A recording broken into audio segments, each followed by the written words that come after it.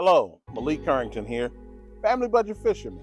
Thank you for tuning in to another special episode on this channel. Well, you read it in the description and in the thumbnail. I'm going to be talking about the ups, downs, and comparisons of bait finesse, or BFS, and spinning. If either one is better, is there a match? Let's go through some details. Let's get started.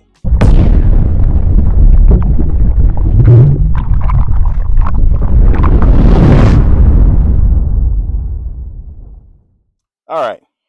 Thank you for hanging on in there, as I like to say sometimes.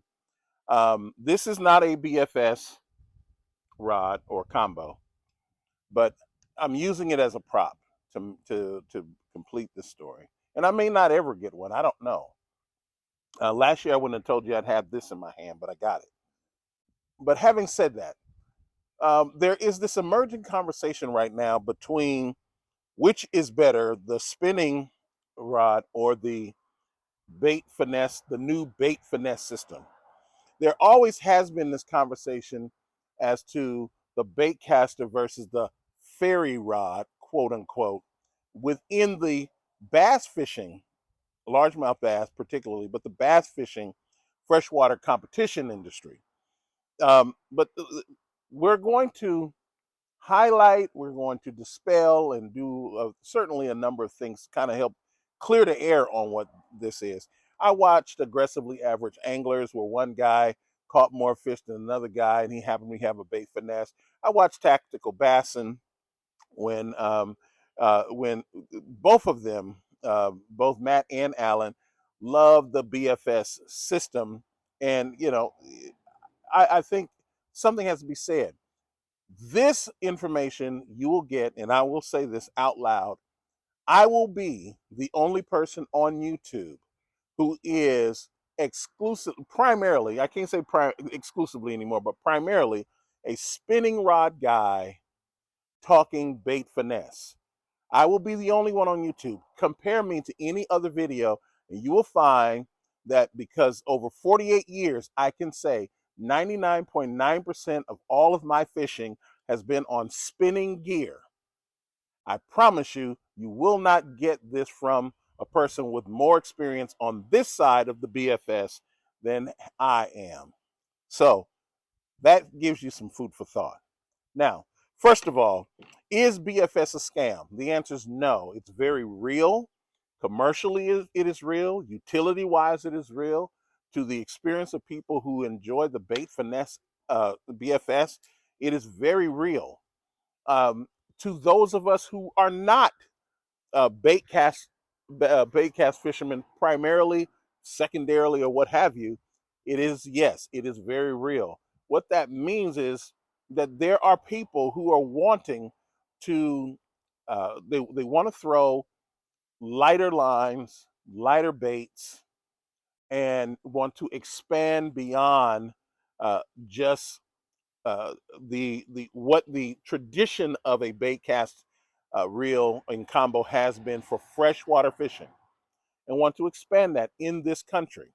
Okay, and if it's something that you're already used to because you are specifically a bass fisherman on the bait cast side, okay, this is why this part of the industry is emerging in the United States.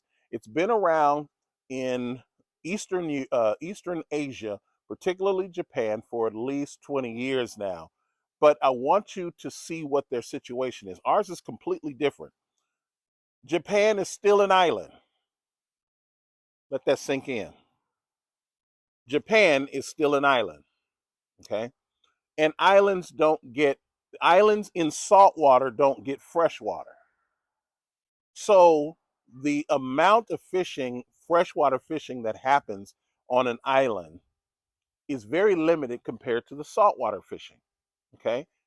Let's use a local comparison. Hawaii has much more saltwater fishing than it will ever have freshwater fishing, Bass fishing is not as popular a sport on Hawaii's island as it is in the continental United States. For that matter, you won't get much bass fishing in Alaska the same way for similar reasons. Although it is not an island, so much of the periphery of Alaska is salt water.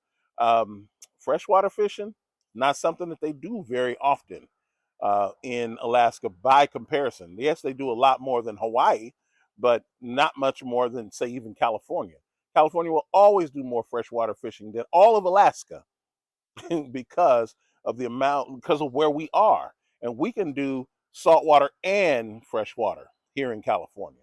Okay, so so let's start there. So the reason for this bait finesse system is in Japan is because when they got into competitive fishing in freshwater, it was competitive bass fishing that was the most premier in Japan. Okay. And so they got hooked into the bait cast system, which is the majority of freshwater fishing in Japan. They fish for bass. Okay. As the sport matured, here's what the manufacturers realized. They're not making sales on the island like they used to. So they sell they sell items around the world, and that becomes saturated because you can't have the same kind of focus there. Territories are very different. In some countries, people fish for different species and they use different rods. Remember this: the spinning rod is the most popular fishing combo on the planet. Let that sink in. The spinning rod combo is the most popular fishing rod combo, fishing combo, period, on the planet. There is no other rod and reel competitor on any level than the spinning rod, fresh and salt water. Okay?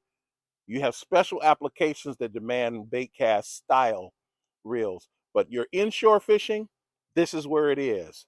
Your freshwater fishing, this is where it is. Now, so people in Japan have that challenge. They have to be able. Megabass, Shimano, Daiwa are trying to sell all of their equipment to basically saturated markets. So what do you do? Like any company would do, how can you innovate? So the way you innovate is you take a look at where the next biggest uh, area of competition is within the industry and try to apply what you have to where the competition is. And that's where bait finesse gets its growth. You now have to take what this is here. This is a this is a Mega Bass Destroyer Evolution. Okay, it is 7'6" with a 3/8 ounce lure rating on the low end, a 4-ounce lure rating on the high end, with 12-pound line, and you want to turn that into with a Daiwa Zillion reel. You want to turn that into specs like this. The specs on here are um, 1/8 ounce, 1/8 ounce on the small end, 3/8 ounce on the high end in terms of a lure rating. You want to do that with this. Why? Because your customer base is here, not here for what you are doing, and you have to give them an opportunity to throw lighter baits. They need to be able to throw crappie style baits and small baits that are lighter than 1/8, generally speaking, lighter than 1/8. And so that's what the bait finesse system is. Now, for people who enjoy throwing bait casters, are going to find that much more pleasurable experience. And so since most of your fishermen online are those centered around bass fishing, when you go online and you want to know about bait finesse, they'll tell you all day and all night, this is better, or I can cast further. Well, because you already have this in your blood, so you decided that this is a better system for you. And it may be, okay? Now, I'm a spinning rod guy, and I'm going to tell you right now, you will never, ever beat a guy who masters this combo with a bait caster of any kind on light finesse fishing. Okay? Yes, you'll have more of an enjoyable experience because of you come from heavy to light, but come on. The spinning rod will never be beat in the category of light line, light lures finesse in all actuality. Is there a reason for bait finesse? Certainly. Those of us who use spinning rods should welcome you in. I welcome you in because now we can all be multi-species fishermen. Okay? Here is a comparison I'll put on the high end. This is my official frog rod. Okay? This is a Phoenix um, Feather FTX series. The line rating on here is 10 to 20 pounds. Okay. I have braided line here, and this is 45-pound braid. Actually, it breaks at 60 pounds. The lure rating on here is 1/4 ounce on the low end, 1 3/4 ounce on the high end. Okay. This cadence uh, uh, spinning reel here has a drag of over, I think it's over 30 pounds, should be close to 40 pounds. I got to read the box, but it's very, very high. I can throw this in slop, bring it back, and drive those hooks into fish. Well, will it be a better frog rod than this white python? No, it's not. And I'm saying that as a spinning rod fisherman. I know that this combination here is better than this combination here. Okay. But this is where I am. What bait finesse is maybe to you and to others, that's what this heavy feather rod is to me. And let me add insult to injury. This ugly stick right here with this old Daiwa Regal 2500. This is a medium, by the way. This is a 7'6" medium with a lure rating of 1/8 on the low end and 3/4 on the high end. And I'm going to tell you this rod here has caught me more frogfish than any rod I have, and all of my personal bests are on here. All of them when it comes to frog fishing. And I'm saying all that to say to you that while I can say that with some degree of success, Spro Frog was my favorite. And then after that, Bobby's Perfect Frog. Now the Vega Frog is starting to catch my attention from 6 cents. Um, I don't throw frogs on this anymore. Okay. I do throw frogs still on this here, and I do quite well. And also other heavy top water baits. But I am never going to say that they will supplant this white python. By no means, by no stretch of the imagination. Okay? So, by the same token, don't ever believe that the spinning rod will be supplanted by bait finesse. The bait finesse system is for individuals who already enjoy the bait cast rod combo. Okay? And I want to be there to show you how to crappie fish with a bait caster if you have one, and I show you with spinning techniques. Okay, and this happens industry wide. You know the term float and fly. The term float and fly for us crappie fishermen goes back 40 years. We always fish with crappie jigs and bobbers. That's not a new thing, and we caught bass with crappie jigs and bobbers. Very popular way to catch fish. As a matter of fact, using a weight instead of a bobber, that's how you go out inshore and in a boat, but you're inshore and you're catching rockfish because they use flies, multiple flies on the line, throwing them out there, and they catch those rockfish with it. I'm saying all that to say the techniques are overlapping. Um, you talk about throwing a Ned rig or um, throwing a wacky style rig. Those are techniques that come from other parts of fishing. Okay, um, I am amazed at how things are introduced into certain parts of this passion we're in, and we bring them on as if they are going to overwhelm the industry at large. No, they become a much part and they make us a bigger and better industry, a more sophisticated industry. I, as a spinning rod guy, welcome the bait finesse system. I think Icon is doing a great job. Cast King is doing a great job. Shimano is trying to get into the business as well. And there are certainly others. Daiwa, I think, is trying to make its introductions into it. Right now, I think Icon, between Icon rods, Cashin rods, the company's called Cashin rods, and Icon, I mean, and Cast King, I think they are pretty much the vanguard for now until Shimano and Daiwa get up off of their duffs and do something. But I'm saying all of that to say that this debate over whether or not one is better than the other, like I say about anything in this industry, it's only better, or it's either superior or inferior to you, not even to people who you fish with.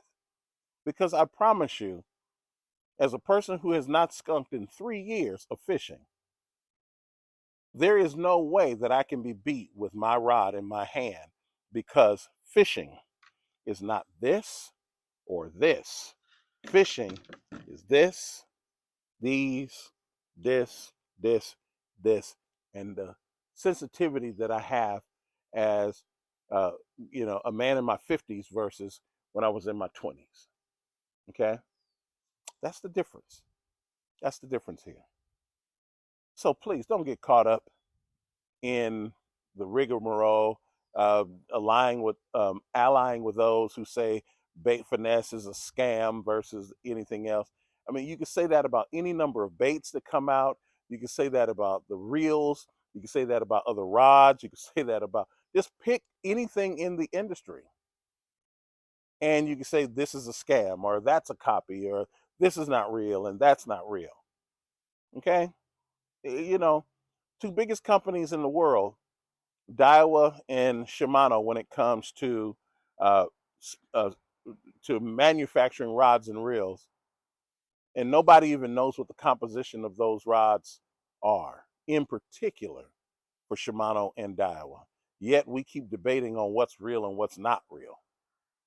Okay, so again, don't get caught up in these debates, because all they will do is force you to buy items that are too expensive for your family's budget, and you don't need that. Don't buy things outside of your family's budget because it might be the latest and greatest. But by every legal and ethical means, get out there and break your personal best. I'll see you in the next video. Take care and be blessed.